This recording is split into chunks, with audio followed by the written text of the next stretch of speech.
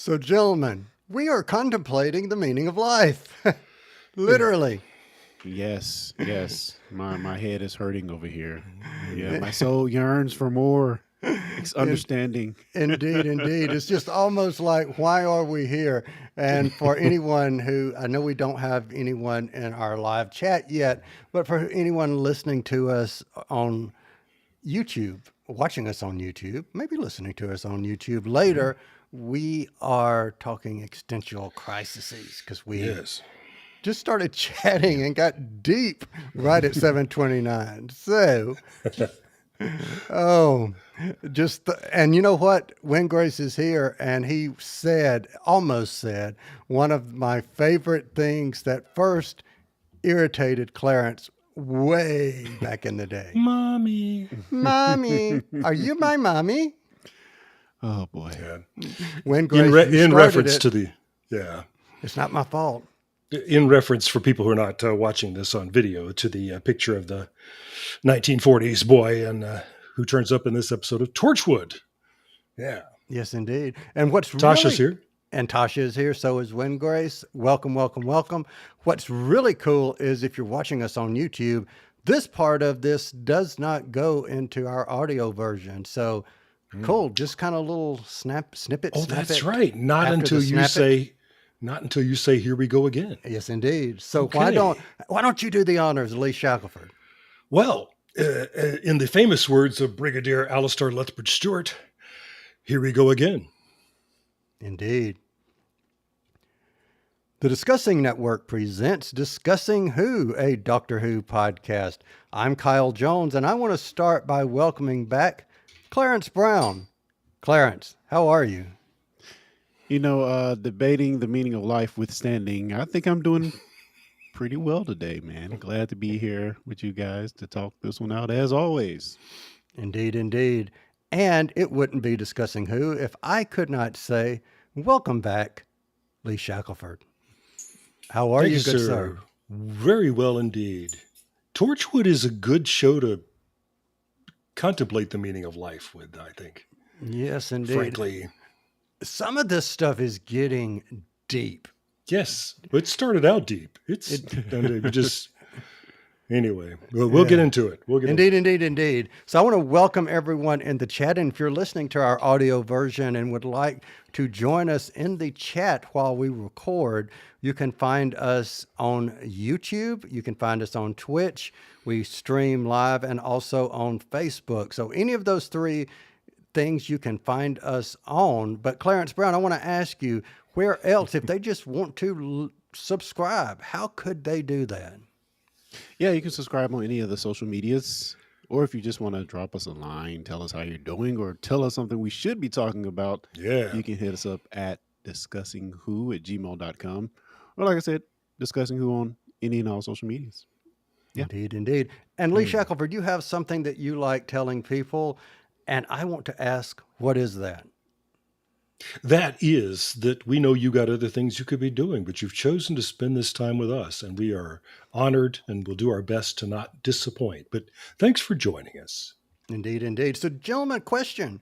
Anything going on with you? I don't have any news, so I want to know anything going on with you, Doctor Who or otherwise, that you'd like to share before we get started. What's in the news for you? Indeed. I wanted us to take a moment tonight to mark the passing of David Graham. He was 99 years old. God bless him. He's best remembered for all his voice work on those super marionation shows that I love, like Thunderbirds and Stingray. And he left his mark on Doctor Who by being one of the first Dalek voices. David Graham was one of the first people to ever cry, "Exterminate," through that filter. And then he returned years later. He did a lot of voice work, and it was unusual for him to be a face actor, as they say, to be in the episode live and in person. He's Kerensky in City of Death, great Fourth Doctor serial. So he has a long history with Doctor Who. And bless the man, he was working as recently as last year. He's Grandpa Pig on Peppa Pig. Oh, cool. At 98, yeah. Wow. So thanks for the voices, David. Adieu, David Graham. Yeah, Mr. Indeed. Graham must have been in my spirit this week because I've been chasing my daughter around the house yelling, "Exterminate!" Yeah, While watching Peppa Pig, maybe? exactly. Don't take. I'm not going to go that far, but Oh, there you go.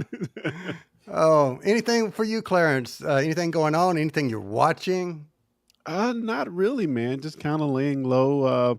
Some of my favorite TV is back on, which is Survivor. So I'm kind of diving into that. If you're a Survivor stan, yeah, we stand united as the show returns finally. But yeah, that's mostly what I'm watching. My catnip Survivor. Mm. So I've been watching. So this is one that I've been watching recently that has been around and it was like out there. And why I'm just now watching it, I do not know. Killing Eve. I am watching that presently. Our friend Shannon Perry is watching Death in Paradise. So shout out for Shannon. Really, really cool that she's watching that. Clarence, I know you've seen it. Lee, do you watch Death in Paradise? Nope. You need to. All Okay. three of us, three people that you hold in high regard, love Death in Well, Paradise. that's true. So Yeah. just saying, just saying. And just a quick shout out since our Sparky spoiler is back on our spoiler warning in thought of Agatha all along. So I'm really enjoying the first two episodes of Agatha. Yep. So speaking of spoilers, say let's get right into it. You guys have anything before we go? No, sir. Let's do it. All right. So for everyone listening, if you have not seen the the series 1, episode 3 episode of Torchwood, put us on pause, go out, watch the episode, come back, because from this moment forward, spoilers. Alrighty, the spoiler warning has gone out and we are back to review Ghost Machine. This is the third episode of the first series of Torchwood, first airing on BBC Three on the 29th of October, 2006. Summary view, Lee Shackelford. What say ye? I think another extraordinarily fine episode of Torchwood. Just a lot of fun, deep mystery. We're wondering what's going to happen and how are our central characters going to respond to it. Another deep dive for Owen in this episode. So yeah, thrilling hour of TV. I think. What do you think, Mr. Brown?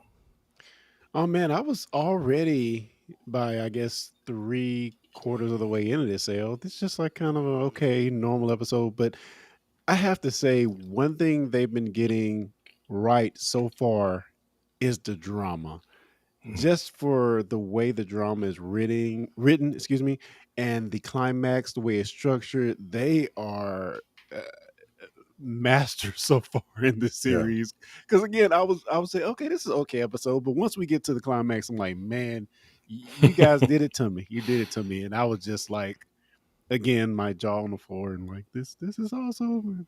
Yeah, but I quite enjoyed it. What about you, Cal? Yeah, I think I'm going to follow right up with what you guys said and say something that I have said in previous episodes, which is I'm really glad we're going back and watching these episodes because I have not seen those in years and years and years, but I'm finding that it's giving the three of us an opportunity to talk about subjects that are of deeper context. And, we were making the joke at the beginning that we were talking, really deep, pondering the meaning of life and all of that. This, while set in Doctor Who, goes deep. And I'm enjoying that aspect of being able to talk to you guys over something that is not as, don't want to say whimsical, but a little lighter than what this is. Yeah, Clarence, I thought you was about to say something. yeah, I was certainly. I kind of came away from this episode. We customarily do our favorite moment, favorite quote. I really struggled to find those touch points in this episode just because this was like so heavy in some ways, but not as because sure, in a normal Doctor Who episode, you can easily find one fun moment or one quippy quote out there that you just love. But man, this was kind of heavy, and I really couldn't. Hmm. I had to dig deep to kind of find something to talk about on those aspects. So I can't wait till we get to that All part of the right. show. So to make you feel better, I fell into that same category of difficulty. And Lee, I'm curious, did you? Same. Yeah. So I have a question, Lee, and I want to point this to you. And I Hmm. don't want to, even though my question is going to do this, I don't want to pigeonhole any writer into a genre and say that this writer can only write this genre because, Hmm. I don't want to do that because I think that lessens writers in general. That being said, let me ask you this question. Do you think with your knowledge of the industry and your background in writing, do you think some writers are better suited for certain types of stories or genres as they may be there others? Yeah, Thoughts? I think absolutely. Yeah. There are certainly people who can write, they will surprise you. You read or watch something, you go, wow, I didn't know that that's the kind of thing they could write, but um, I don't know. So, Um, so let me tell you why I asked that question. I yeah. mean, I ask it for a very particular and specific reason, and that reason Mm. being when, we've referenced Chris Chibnall's extraordinary writing on Broadchurch of how Broadchurch. Yeah. much we loved the deep, complex stories while we did not favor his, for the most part, Doctor Who showrunner episodes. Like just like that, this one was written by Helen Rayner. Mhm. Does that name sound familiar? It does indeed. Why does it sound familiar? Um, Help me out with the episode titles, but Yeah. we know her from Doctor Who. Yes, we do. From Uh, 2007 series 3, she wrote the two-parter Daleks in Manhattan and yeah, Evolution of the Daleks. right. And I recall, correct me if I'm wrong, we were not that big of a fan of I the human Dalek and the pigs. I hate them. Thank you. I I thought hate so. it all. Yeah, Mm. but boy, she knocked it out of the park here. Yeah. Agreed.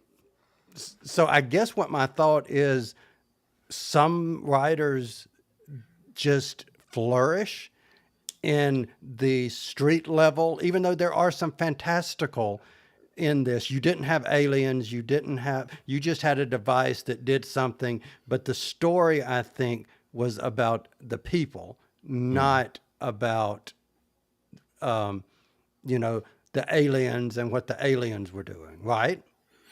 Well, I think she's taken advantage of part of what Torchwood offers is that if they're going to be out there trying to collect alien junk, then this is going to happen. That you're going to encounter these things, and we don't know what they are or what they do. And that's really that's like rubbing the Aladdin's lamp. It's like if that's the premise of this show, that means that they can come into contact with anything that Yeah. does anything. Go nuts.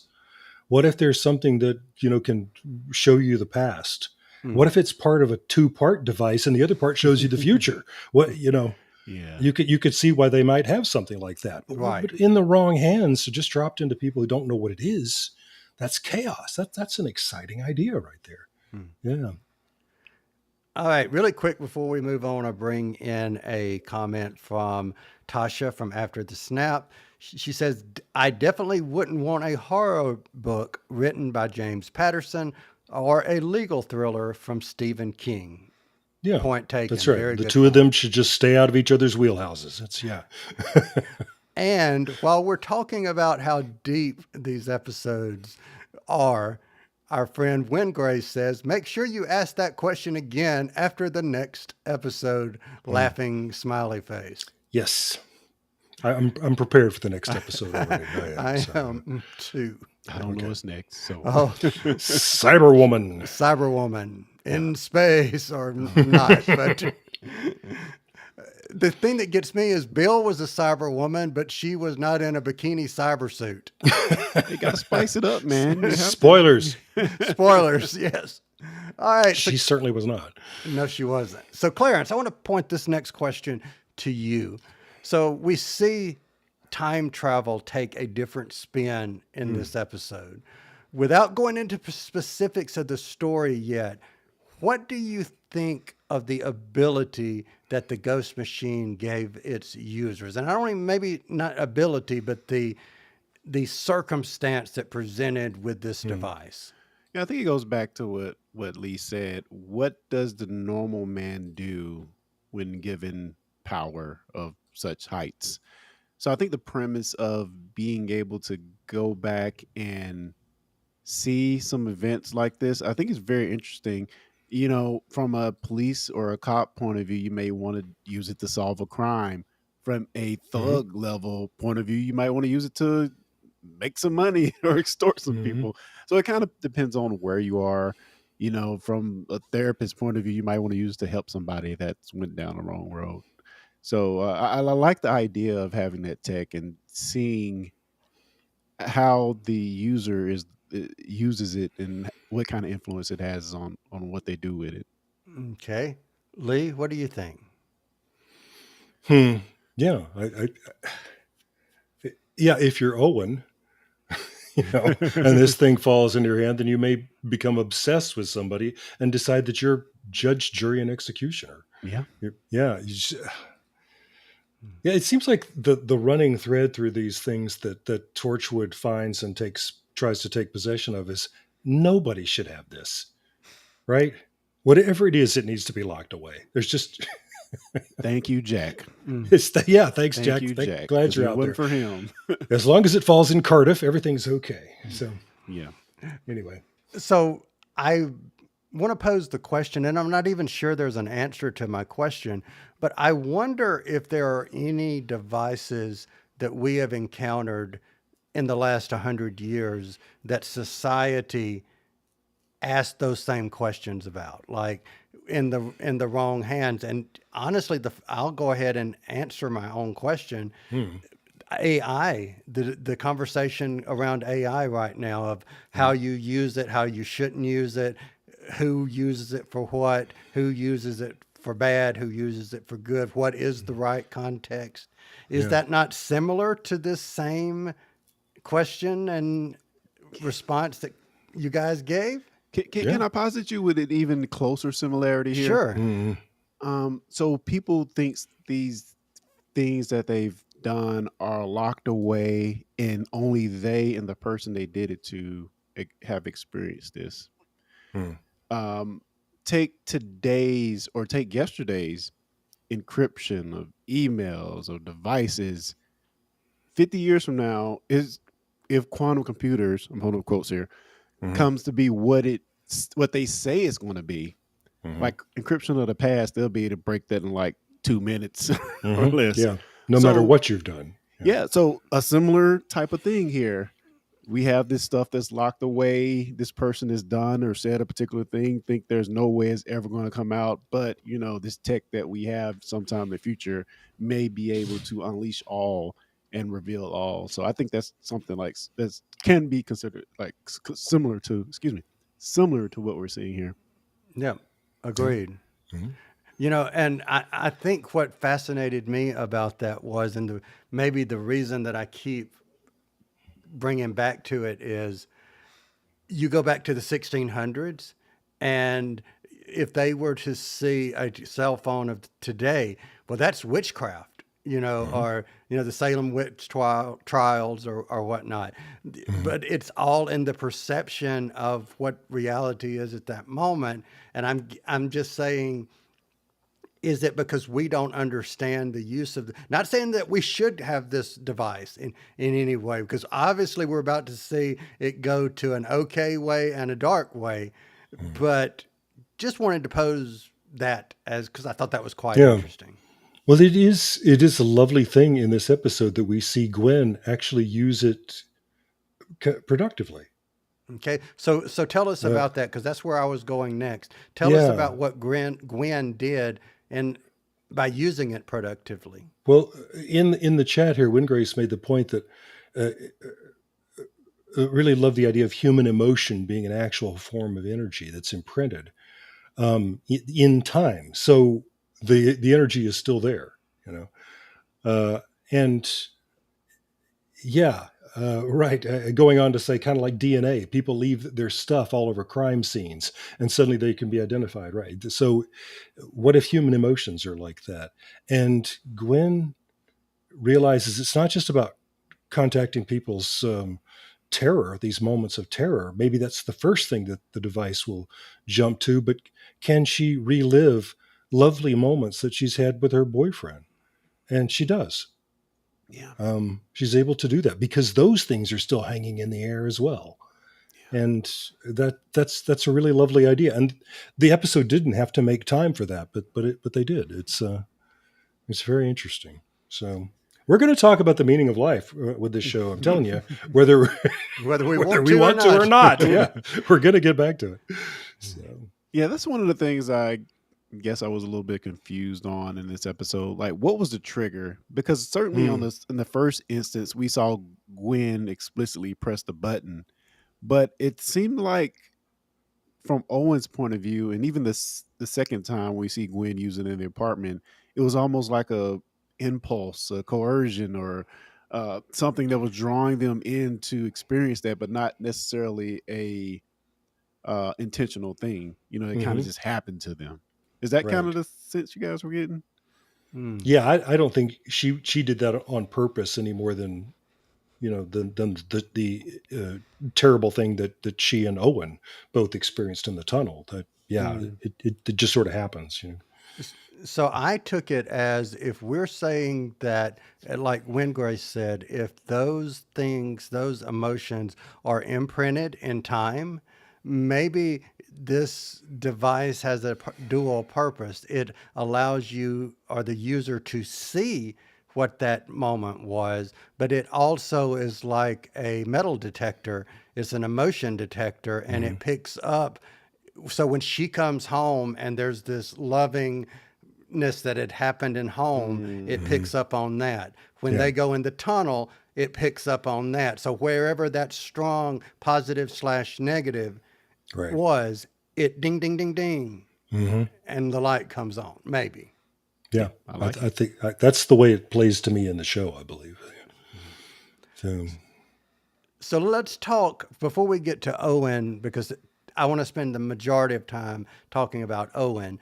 But let's talk a little bit about the character Bernie, or Sean Harris as he was called.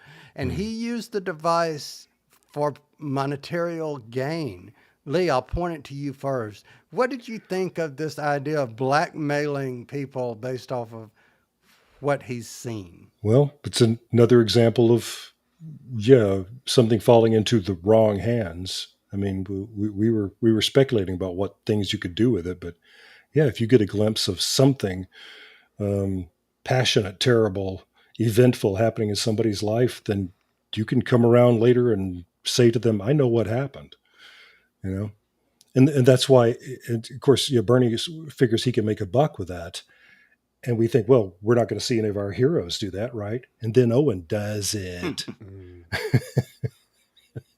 Mm, but we'll Clarence? get to him. Yeah, but what do you think about Bernie and the idea of extorting people with his knowledge that he gets from this?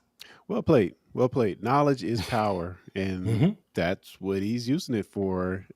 He doesn't seem to have the best life out there. He's kind of a thug already, or street guy, or whatever. And this is just a tool that he's found to make it a little bit easier for him. And he used it the best of his ability. I do think it's an interesting thing there to. Well, we'll get to it with Owen, but he makes that first visit, so we get to see kind of a progression of people putting the squeeze on somebody, which I thought was really good as well. But as far as Bernie in this episode, I thought he was really interesting, especially when we get to the point where he uses the other half of the device, and we'll get to it. But um, the thing that has brought him some I'm not going to say wealth, some type of living has kind of also put him in a corner, put his life in a corner. Yeah, you know, Yeah. I like your take, Clarence, that you just gave, that he was a person who was in a certain circumstance, let's say, whatever, you know, and it did give him an out. And I don't think that I myself should sit back here and judge him for what he did, because I've never been in his situation, Right. and where you're making, you know, you may not be making money. You may be wondering where your next meal is coming from, and now all of a sudden you've got this device that, as you said, Clarence, knowledge is power. So I think it's really easy to take the easy road and say, "Oh well, he shouldn't have done that, and he got what was coming to him." Yeah. You don't know what you would do if you were presented and were in that circumstance. So Yeah. that said, let's go to Owen. He wasn't in that circumstance. He sees something. He sees something. What do you guys think about what he did? And I'm going to open it to the floor. First come, first serve. What do you think about Owen's arc with this device? you you kind of want to say, at least me at first, I honestly was like, bravo, bravo, Hmm. Owen, you're going there, you putting this guy to task for what he did in the past, maybe not even do anything harmful to the guy, but you're going to let him know that somebody knows and he should be fearful of that.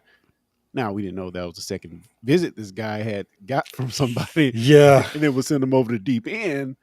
But, you know, I think him going and at least putting a little heat on the guy wasn't over the top. Those, to me, it wasn't over the top. But he certainly can't shake the feeling of what's going on. Even when you see him in his apartment, which I said his apartment is pretty sad, mind you. He just has like a TV and a chair. But yeah, it just sticks with him. So love it from the point of view of Owen sort of being a defender, which I never would have thought of him being really that person. Though it may be the emotional connection that he got from the experience being in Mhm. that person's shoes uh, that might be just too unsettling for him to go on. Okay, Lee, what do you Yeah. think? No, Clarence is saying it all for me. That was my feeling right down the line. Owen is such an impulsive person. I think that's what we're seeing so far. It's only episode 3, but he tends to run with things without thinking them through. And so I think we have to be kind of afraid for him. He is going in, he's way over his head here. Jack doesn't know where he is. They don't know he's got the thing that, this is not going to be good. Um, and then when he confronts Eddie, we can see Eddie's physical reaction to it. We get these shots of his fist clenching. It's on. He's got him. He's really got him. But you're wondering, what is he going to do? Mm-hmm. What, you're inside this guy's house confronting a murderer. What, you know, this is going to turn out badly for Owen. It's got to. So we're just kind of relieved that he gets out when he does. But um, So did he yeah, go too Whew. far? This is a question for both of you. Do Should you he have think done that at all? I, I mean, I think it's wrong that he's allowed his passion to carry him away. That's part of his character, as we've seen. But yeah, I really don't think he should have gone in there at all. But that's me. Yeah, mm, and also you have the other end of it where um, Gwen did this earlier. Well, Gwen and Owen actually talking about, Mm, let's contact the proper channels or whatever. But statute of limitations. I don't know what it is in the UK or Cardiff here. But right. like, what are you gonna do, as Tony Soprano would say? What you gonna do? Yeah, I mean, Yeah, it's just a tough situation. Uh, I don't know if I have a problem with him confronting him. I don't know. yeah. Maybe I'm It's maybe just I'm crazy in thinking of that, but if there was more of a plan, maybe. yeah. But I just all he can do is stir him up, and I don't know. But meanwhile, Wingrace raises a question that I had put in my notes as well. At one point, Owen has something called a phone book.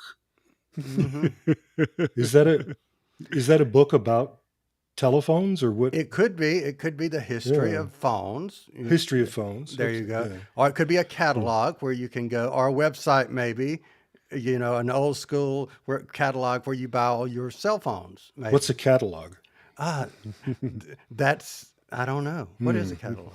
It's like one of Kyle's roadmaps, I think. Yes. Sorry, private joke. Anyway. Oh, that was a good one.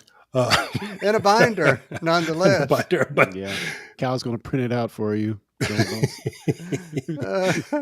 anyway, I have to applaud this thing in the episode is that when Owen leaves, when Eddie throws him out, he runs right into Bernie. And I thought, well, that's really lazy screenwriting, isn't it? Just have Bernie sitting out there. I thought, nah.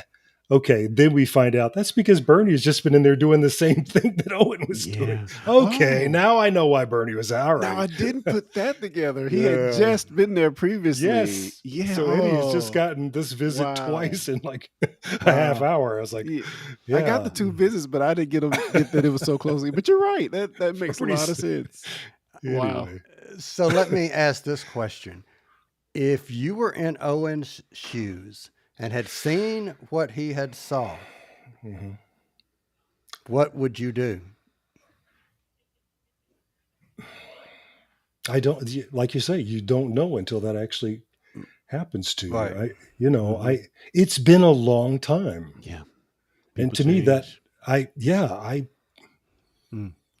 I was actually told that I did not need that device with my personality because I get too much of a righteous in anger whenever I think something has been done wrong to somebody.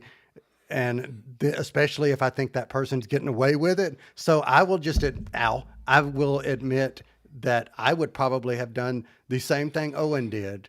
And who cares if I was about to get my ass beat or not? I was going to say by the old man, but that would have probably have been my, like, I want you to know that we know what you did, Yeah. So I don't need that device in any way. Well, good thing it's locked up at Torchwood 3. Yes, so. indeed. Hey, talking about that old man, I kept looking at him saying, gosh, I know that face. This is probably somebody that I knew from British TV years past. So I was waiting for the closing titles. And I said, it's Gareth Thomas. You guys know who he is. Help. He's passed now.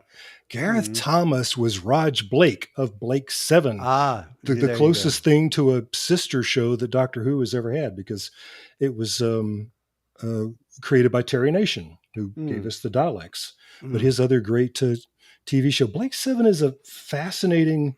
I've just started looking back at it again recently, and it presages Firefly and the reboot Battlestar Galactica in a lot of ways. It's just sort of, your space drama, but boy, some of it is dark, and really tough.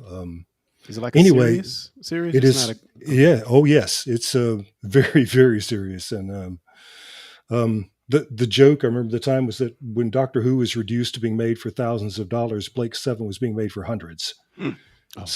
Sometimes, it's very much on the cheap, but the script, it's like classic Doctor Who. It's carried by the script, so cannot recommend Blake 7 highly enough. And Gareth Thomas is fantastic in it. So here he is as in the Doctor Who universe, playing old Eddie, who wants to die. He does. So really, really quick before I forget it, I am watching the current season, at least on BritBox US, of a series called The Bay. And I was looking at this guy that's playing a grandfather figure, and I kept looking at him over and over thinking, you look a little bit like Bernard Cribbins, but I know you're not Bernard Cribbins, but you still look familiar. But the beard is what makes me think, but you're too tall. Of course, you're not Bernard Cribbins because you're too young. And then I looked at the credits, and it is, I can't remember, I think it's David Troughton, Patrick Troughton's son. Yes, so David, it was that face and that mannerism of seeing Patrick Troughton that in his son, that was like, that's what I'm recognizing. So. David Troughton is a working actor. I see him in a lot of things these days. So yeah, as an old man.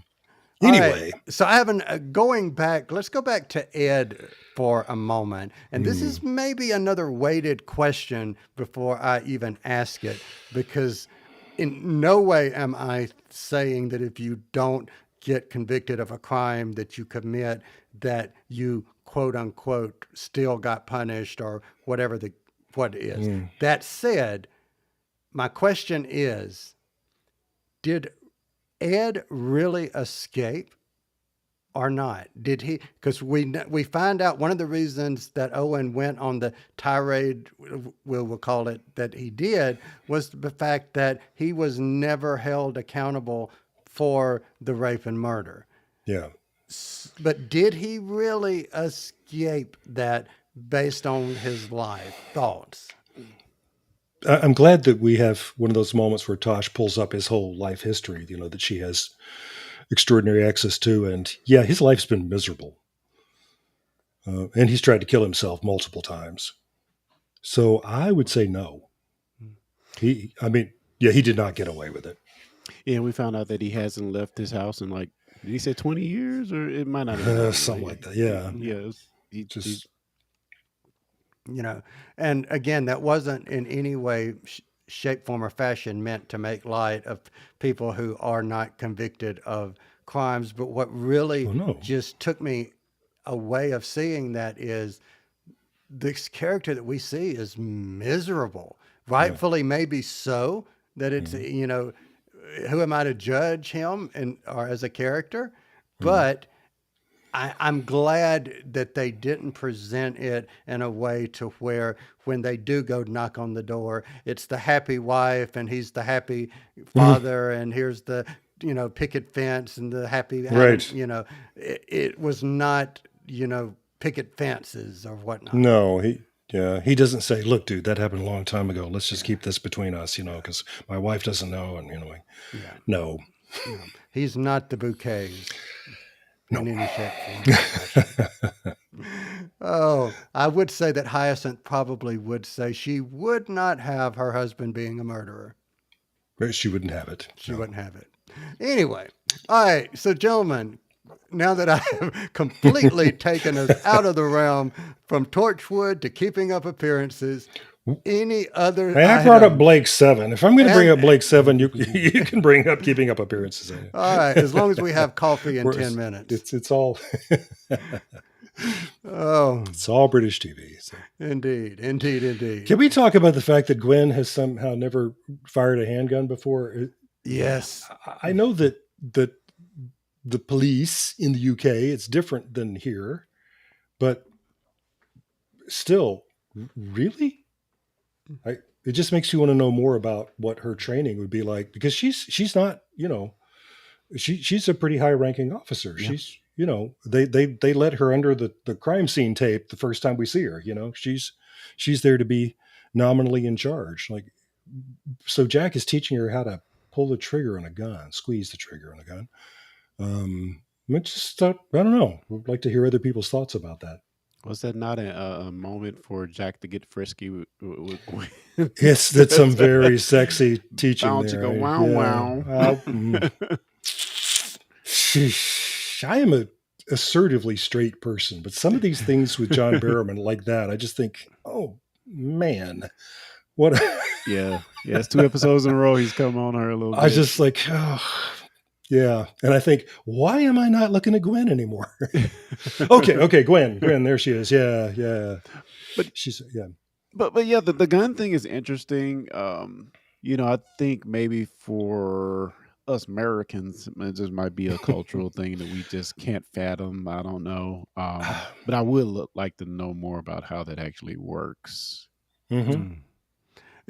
I've noticed from watching a lot of British crime procedurals, number one, the way it's presented compared to American, or as in America, they being the British cops have to have a lot more cardiovascular regimen that we do in America, because every single episode there's going to be a chase. I was going to mention this episode of Torchwood has 2 chases, foot chases in it. Yeah. So, And just we all love Gwen, right? I love the fact that she passes Owen and keeps running. running. He's trying to catch up with her.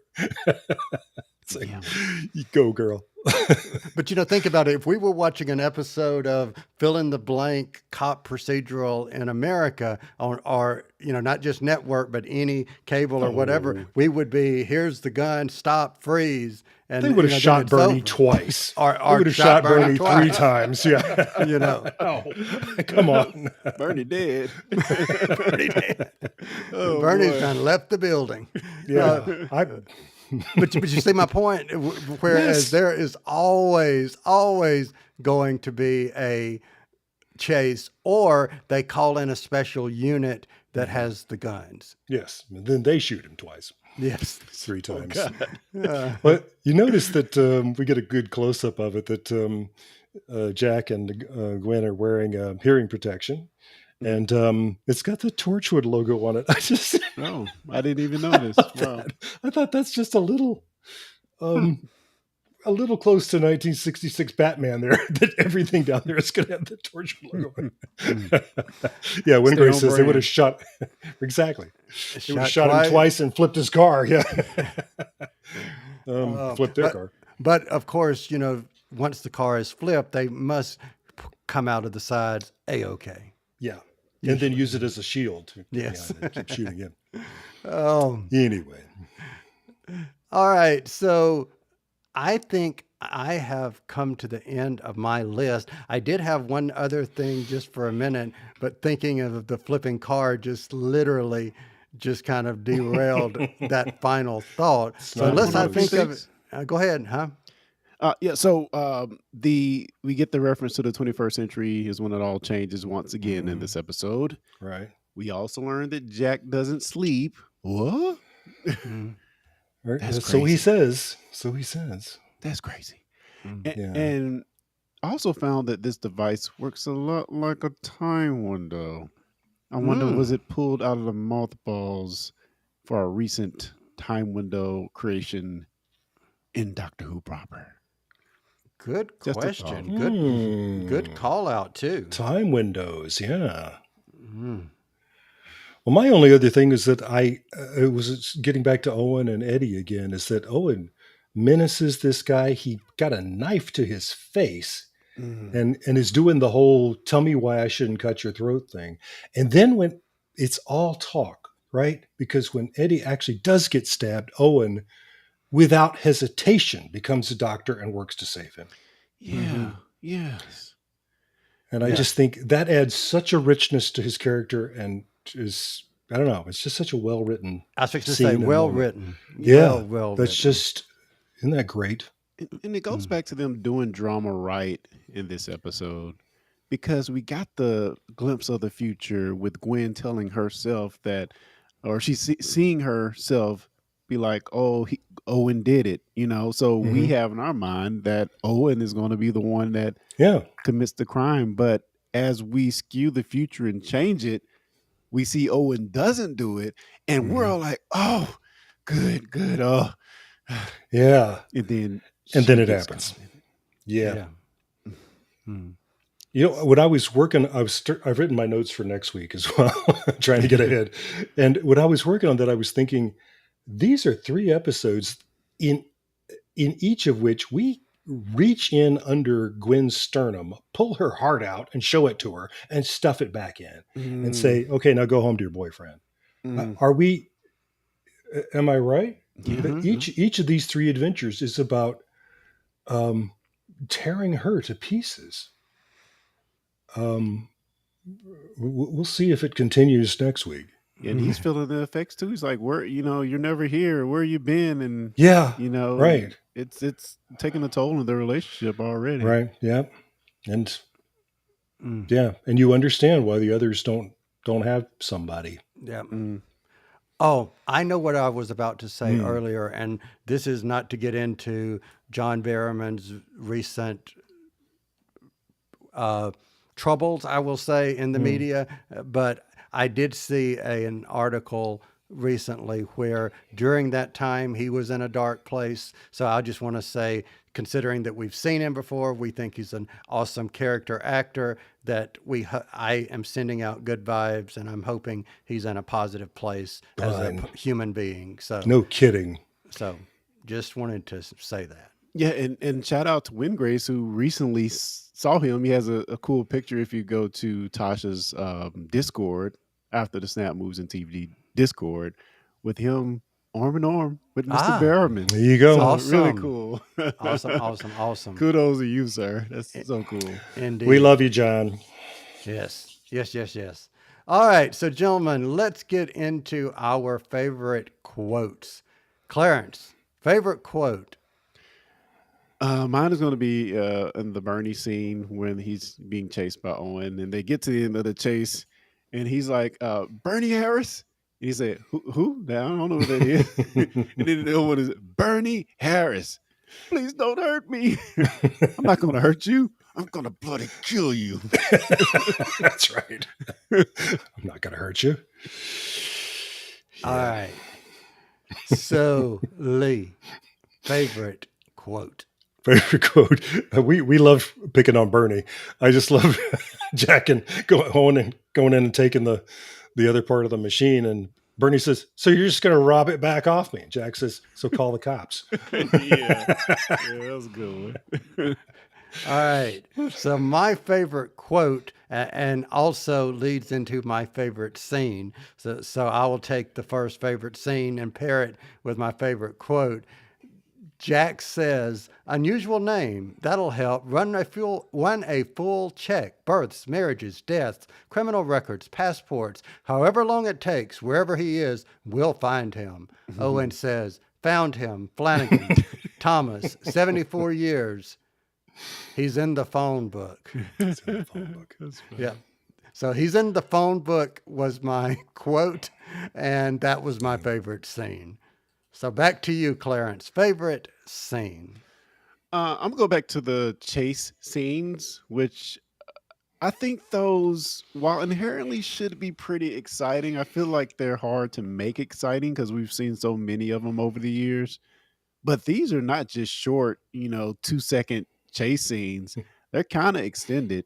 So I want to give the director, the block, whoever did the blocking, a lot of credit, because we were switching back to Tosh, switching to the aerial view of the car following the chase, and switching to Gwen, switching to Owen. So they were doing a lot of cuts to amp up the excitement of that, and I think they did a pretty good job of it. Mm-hmm. Yep. Well said. Lee? Just for sheer dramatic tension, got to be Owen's visit to Eddie's house. That's just some nice taut writing there. If you can make a scene that gripping, that's two people sitting in chairs, that's some good stuff there. Well said. Yeah, just let me. I got the way he was saying everything that Lizzie Lewis said back to him verbatim. Yeah. Ooh, man, good stuff, man. Oh my God. It's got to be a part of him. Just trying to think of this from Eddie's point of view. Bernie and then Owen come in. These guys, neither of them could possibly have been there. They're too young, but they're quoting to him things that happened. How can he? And probably the way it was directed, but also the way it was acted hand in hand, the stoicness, this seriousness, almost menacing, calculated reciting of those things back, the way Owen's actor did that. Awesome. Yeah. Awesome. This is reminding me, one of the things I'm finding, and now that we're watching the show again, is that I remember that early on, I took a real dislike to Bern Gorman. And and now I'm watching these and I can't account for it. I'm just thinking, well, I don't know what got into me about that, but I don't know. There's something about his physical appearance that I found kind of off-putting. I just thought, that is an odd looking man. I don't like it, And I don't know, maybe I'm a more highly evolved being now, I'd like to think, 20 years later. I think that's quite possible, because I'm guilty of that, where I don't like somebody off of a television show because they Oh. remind me physically of someone from your past or whatever Yeah, that right. you've had a bad experience with or whatever. But yeah. But yeah, we've had that conversation before, I remember, about Jones. What is his name? Anyway, I'm thinking Kyle. no, I'm thinking Freddie Jones. Freddie Jones, the actor who is his father. Anyway, he was in a Doctor Who, and you said, I just can't look at that guy.